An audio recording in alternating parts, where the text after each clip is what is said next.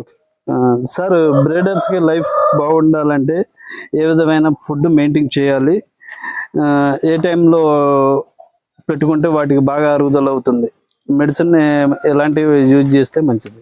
అయితే బ్రీడర్ అంటేనండి, మీరు మార్నింగ్ మనం పెట్టల మీద కట్టేటప్పుడు ఏ డ్రై ఫ్రూట్ అనేది, లేదంటే కొంతమంది ఎగ్ అను, చాలా మంది అయితే కొంతమంది కైమా కూడా పెట్టి కట్టేసే వాళ్ళు ఉన్నారండి, బాదం పిక్కలు కట్టేసి ఉన్నారండి.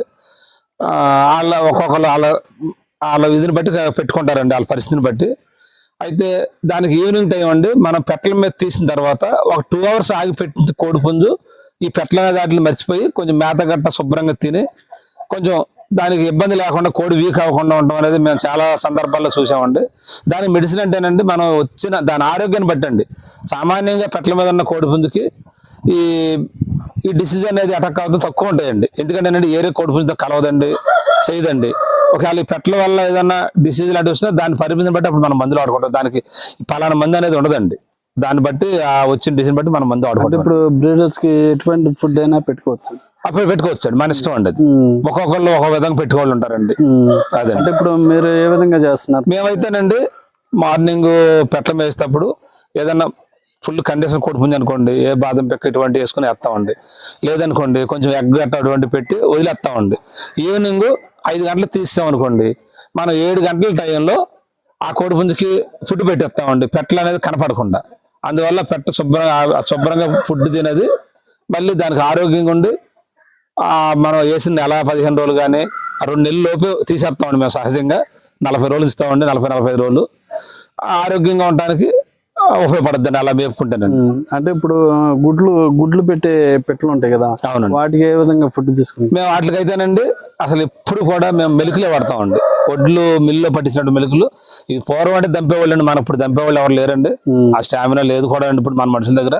మనం ఎక్కువ రైస్ మిల్లల్లో ఆడించుకొచ్చేస్తామండి. ఇప్పుడు ఆ మెలుకులే పోతామండి వాటికి. ప్లస్ 2 నెలల కాడ నుంచి వచ్చే పిల్లలకు కూడానండి మేము ఎప్పుడు ఆ మెలికే వాడతామండి. అంటే ఇప్పుడు చిన్న పుట్టిన పిల్లల కాడి నుండి ఒక స్టేజ్ వచ్చే వరకు మేతలు ఏ విధంగా పెట్టుకుంటే బాగుంటుంది? పుట్టిన పిల్లలు అంటే మేము మన పద్ధతికి అయితేనండి, మేమైతే ఒక 20 రోజులు మేము నూకలు వేస్తామండి.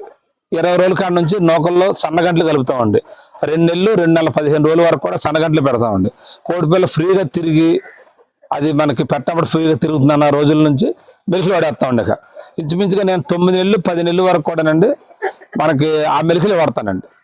మీకు ఆ మెరుకులే వాడతామండి. మెరుకులు అంటే కొంతమంది గంటలు కలుపుతారండి, తప్పులేదు, మేము కలుపుతామండి. ఆ కోడి పిల్లల్ని బట్టి కలుపుతామండి. అదే ఇప్పుడు మీరు ఫుడ్ విషయంలో చాలా పిల్లలకైనా పెద్దవాటికైనా ఒకటే అసలు చాలా చాలా జాగ్రత్త తీసుకుని చేస్తామండి. లేదంటే మనం వీటిని మెయింటైన్ చేయలేమండి అంత జాగ్రత్త తీసుకోకపోతే. ఇప్పుడు కొంతమంది ఇప్పుడు పుట్టిన పిల్లల కాడి నుండి బెల్లపు నీళ్ళు పెడుతున్నారు కదా సార్. బెల్లపు నీళ్ళు పెడతాం అనేది చాలా మంచిదండి. మీకు రెట్ట రావడానికి కానండి, ఏదన్నా డైజెషన్ అవడానికి కానండి, మనకు కూడా మనుషులకు కూడా బెల్లం ఎంత బాగా ఉపయోగపడుతుందో కోడి పిల్లలకు కూడానండి, మన కోడి పుంజులకు కూడానండి.